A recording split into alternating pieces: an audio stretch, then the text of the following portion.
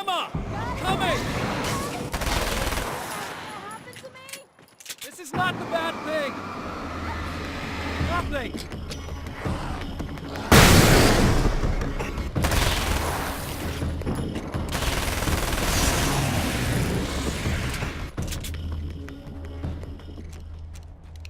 How many more of these guys are there? Just keep your head down!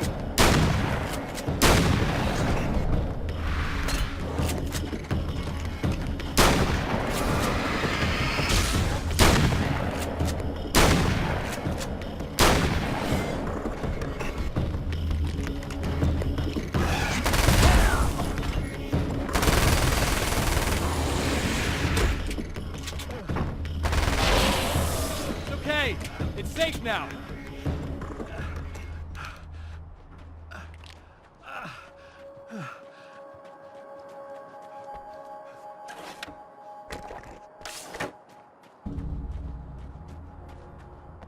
I got a really bad feeling about all of this. I'm gonna need those keys to the diner now. There's a motel key there that I have to get. Oh, hey, you don't have to do that. I have the motel master key. I work for the same company, you know. What's at the motel? Well, there's a dead guy. He's got something I need to get into the Mount Redtooth Observatory. God, that's awful. Hey, you wanted to know about the guy who looked like you, didn't you? The last time you said he had a party, but you didn't go. No, that's not true. I did go. It was really great at first, and then... I didn't see it myself, but I hear he turned nasty. He hurt a bunch of guys pretty bad, and there was this girl, she died. But I didn't hear about that until afterwards. I thought that he was so charming. And then he went to the diner. That's right. I wasn't involved with that at all. I don't know what happened. Fine. I need to check out these motel rooms. In the meantime, you stay here, okay? I'm serious. Keep the lights on and stay here. Yeah, okay. You got it. I sure hope you're right about this. You're gonna stay here this time, right? Because the last time I didn't, and that thing, whatever it is, happened to me. Yeah. I don't want you to get hurt again. Don't worry, I'm gonna stay put. I don't remember what happened exactly, but I learned my lesson. Good. It doesn't have to happen exactly the same way this time around. You proved that much when you went out and got those things for me. I think you're gonna be okay. Let's hope you're right. Stay away! No! This wasn't supposed to happen again! The memory of her own fate haunts Emma Sloan and fills her with dread. This time, she does as she's told. It's not enough to save her.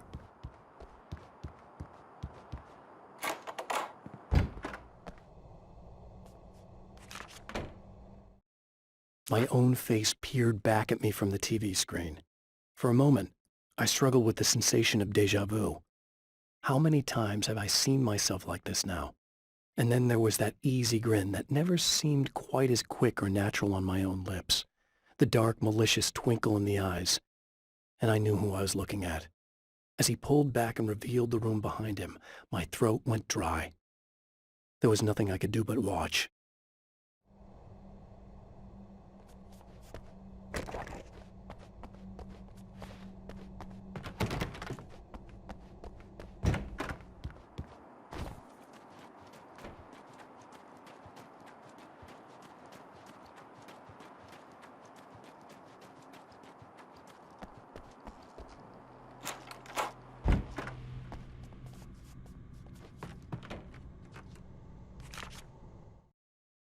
Alice and Barry, my wife and my best friend, are easily the two most important people in my life, and they've never really gotten along with each other.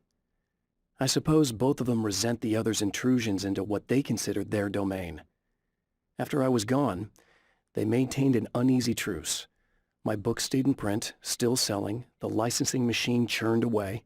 She was my wife and controlled the intellectual property. He was my agent and took care of the business. I wish they found more common ground than that.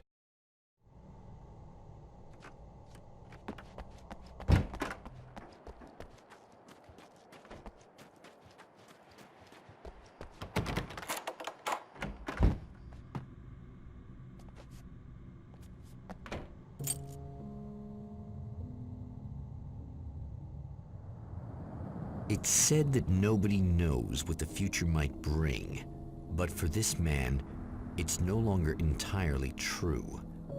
A weaker man might simply give up, but the champion of light is an expert on destiny.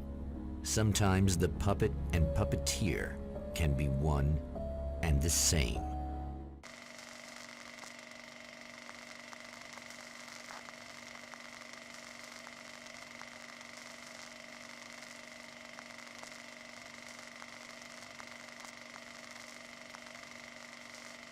Mount Redtooth, its top littered with man-made eyes that stare into the endless depths of space. Tonight, the champion of light will depend on them to pick out a message from the ether.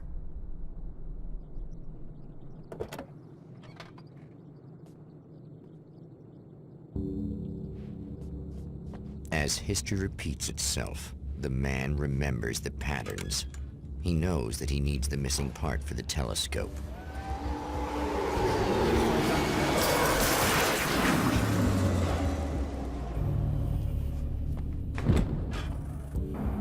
Oh, praise be. You guys are coming through for me. A pretty little light just started blinking on my board here, and that means there's a caller. Feels like I'm stuck in the same endless night over and over. I feel genuinely touched and someone actually reaching out to me, breaking the monotony.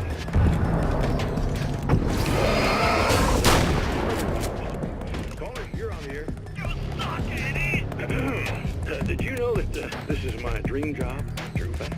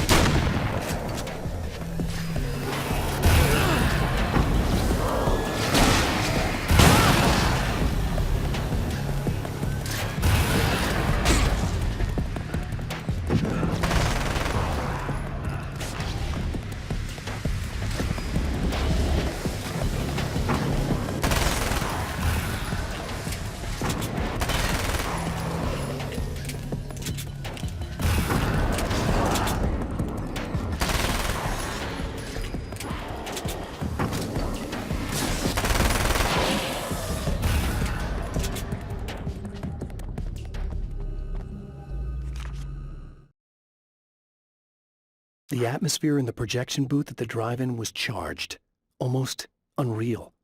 Despite that, the air felt cool and refreshing this late at night. It'd been a hot day. The summer was nearing its end, but it wasn't over yet. There are places where our world is worn thin, and another reality brushes against ours. One such site is Cauldron Lake near Bright Falls, Washington. But there are others. That other reality is dark, vast, and malleable, always in flux. In its depths dwell vast forces and alien energies. They're dangerous. But in one of these places, if you know how, you can channel the power of that place and use it to shape reality.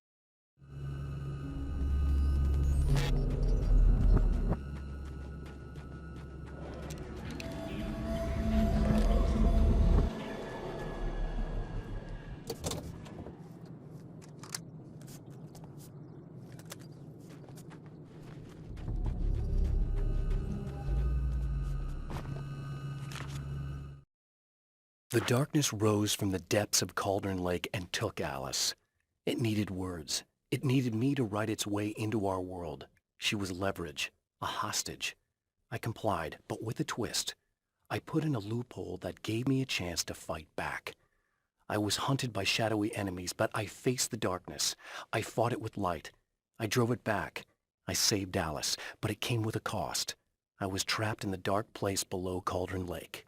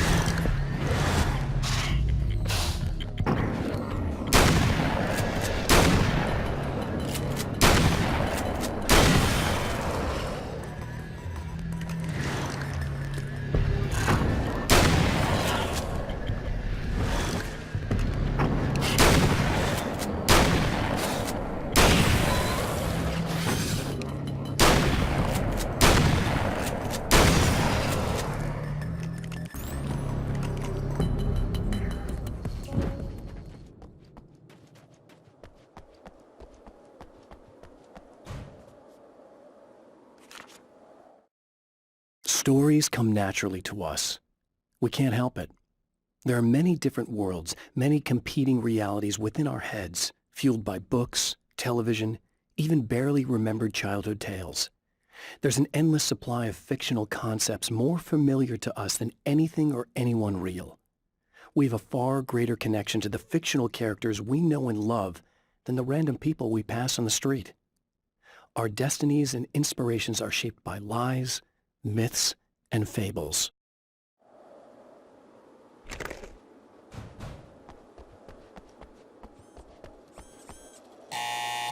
It's you! How dare you! No, wait. It isn't you, is it?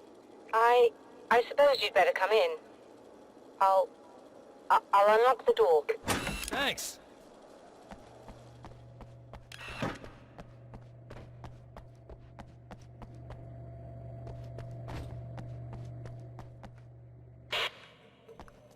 I know what you're thinking. Evil twin, supernatural powers.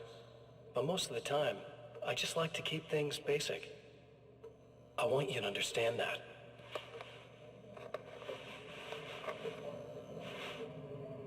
Like this. Need to get your hands dirty? No batteries, no moving parts, just physics. That's technology you can depend on. It's a classic.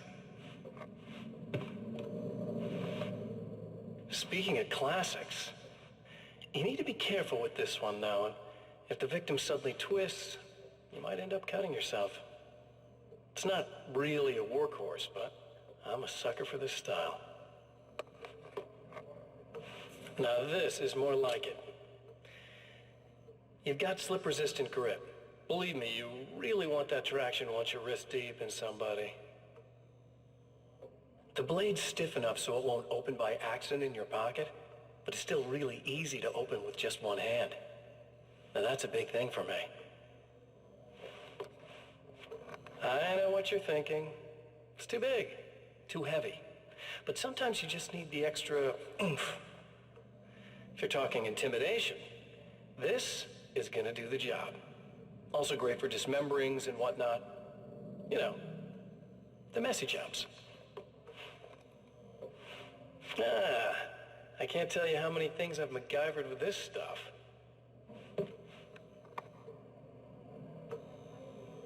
Okay, now, guns. Not a big fan. I mean, how are you supposed to really connect with somebody with a bullet? I want you to understand that. I take pride in what I do. We can't both be worthless hacks, can we?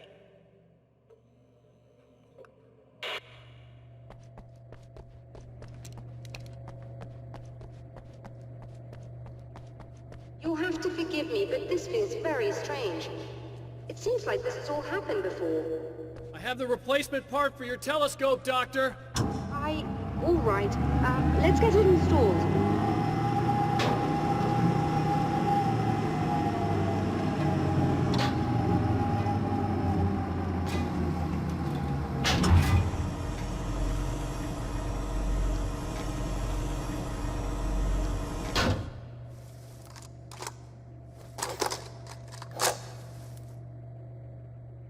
I think we can give this a go, although I have this strange feeling that something will Don't go start wrong. it up yet. There's a problem with the coolant system. Yes, that's right. I remember.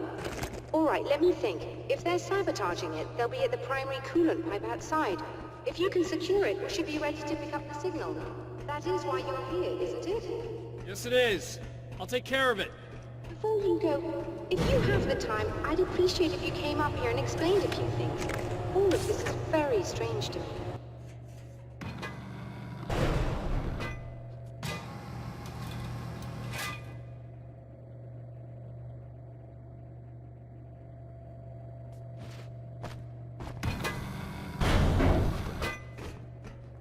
Hello. I don't quite know what's going on, but I seem to remember having had this encounter before. It's not déjà vu, Doctor. This has happened before. We're caught in a time loop. That's utterly insane. How could that be? I can't really explain it. I suppose I could call it magic. I don't believe in magic. Neither do I. But I can't argue with what I've experienced. Listen, What matters now is the signal. The last time we only caught a part of it. I need the rest of it. Whether you believe me or not, you want to look into this as much as I do, right? Yes. All right. I realize that you have trouble believing this. That's an understatement. I can't deny that what you say resonates with me on some level I don't pretend to understand. But for all I know, I'm simply delusional. But it's not just you. I've experienced the same thing as you. Doesn't that prove something, at least? Maybe. On the other hand, given your appearance, and the fact that you're trying to convince me that I'm not insane, perhaps you're merely a hallucination that accompanies my delusions. You're not having a psychotic episode, Doctor. For what it's worth, I'm a skeptic by nature. I completely understand your reluctance to believe me. There are people caught so deep in their psychosis that they retroactively manufacture memories and beliefs that conform to the situation at hand. Sure, but you have to stop second-guessing yourself at some point, if you want to get something done.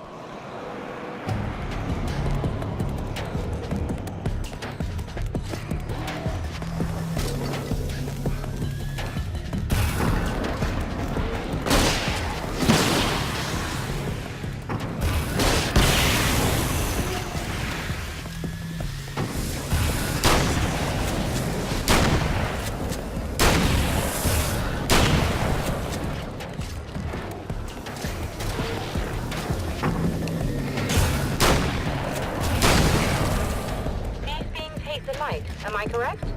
You should be able to turn on the lights and secure the area that way.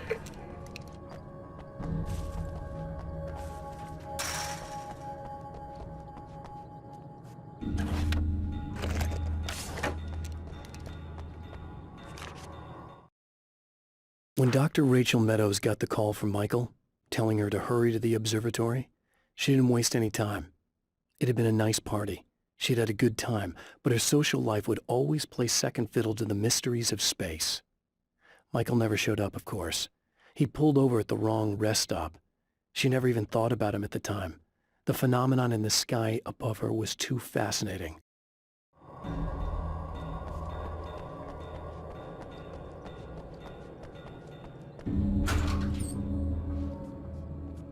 Doctor, can you hear me? I think we're good to go. All right. I'll start looking for the signal. Please, head back.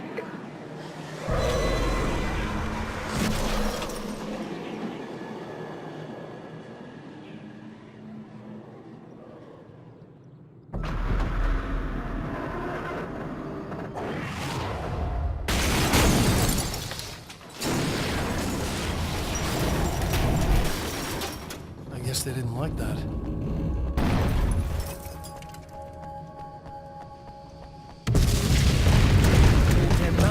Kill me.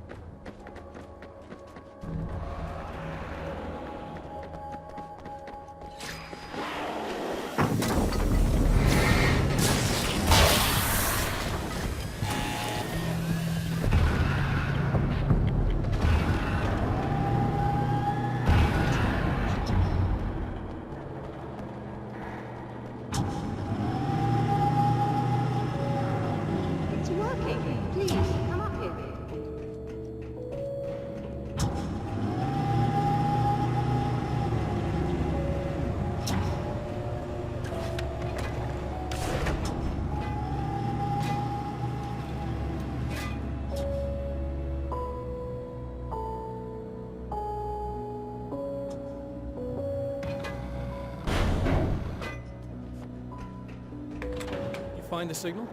Yes, I don't think it's quite the same thing we had, the last time. Still, we're definitely picking it up. Are we getting the complete signal now? I'm afraid not. Take a look at it yourself. I'm printing out a hard copy now.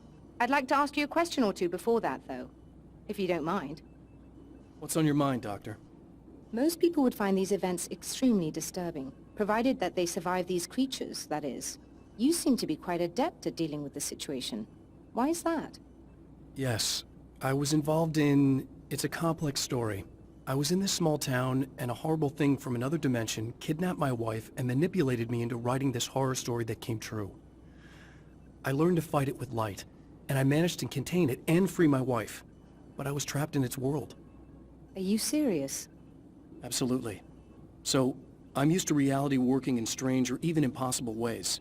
And I fought these things, not exactly like this, but close enough for a good while now. Of course, I have certain advantages. Was there anything else? What did you mean when you said you have advantages? At the risk of sounding like a lunatic, reality is much more fluid than people think. It can be influenced. I didn't take you for a mystic. I'm not. I'm a writer. And under certain conditions, I can, for lack of a better word, rewrite reality. Change things. That's absurd. But it works. Assuming I believe this, why don't you simply, I don't know, write yourself some superpowers? It's not quite that simple. You need to follow certain laws of drama, I suppose. You need to think about consistency and symbolism. Often what you write isn't anywhere near as important as what you imply. There are things out there that will take advantage of your mistakes. You really believe in this? Don't look at me like that. You've experienced some of this yourself. I will gladly admit that something exceedingly strange is going on. But this idea that you're somehow altering reality with your writing is ridiculous. You're essentially saying you're controlling my actions. Leaving aside the rational arguments against this, what gives you the right? Well, it's more like having a destiny. A path you're on. You're not aware of it, but there it is. If somebody changes it, what difference does it make? It's what every writer does. If you write something that affects one of the characters, they don't really know about that. I'm not a character. Are you saying that it's all right to take advantage of someone if they aren't aware of it? Look, all I meant was that if you're genuinely making all your own decisions, and those decisions lead to whatever destiny you have, what practical difference does it make? I suppose that depends on whether our destinies are determined by things like physics and probabilities, or natural reality, which is presumably neutral and impartial, or by some kind of an intelligence. If it's the latter, that intelligence makes choices based on some criteria. If we suffer as a result of those choices, there's a moral and ethical element involved, regardless of whether we're aware of its manipulations. Wouldn't you agree? You're taking this very well. I thought you'd be hangry. I suppose I would be if I thought you could actually do this.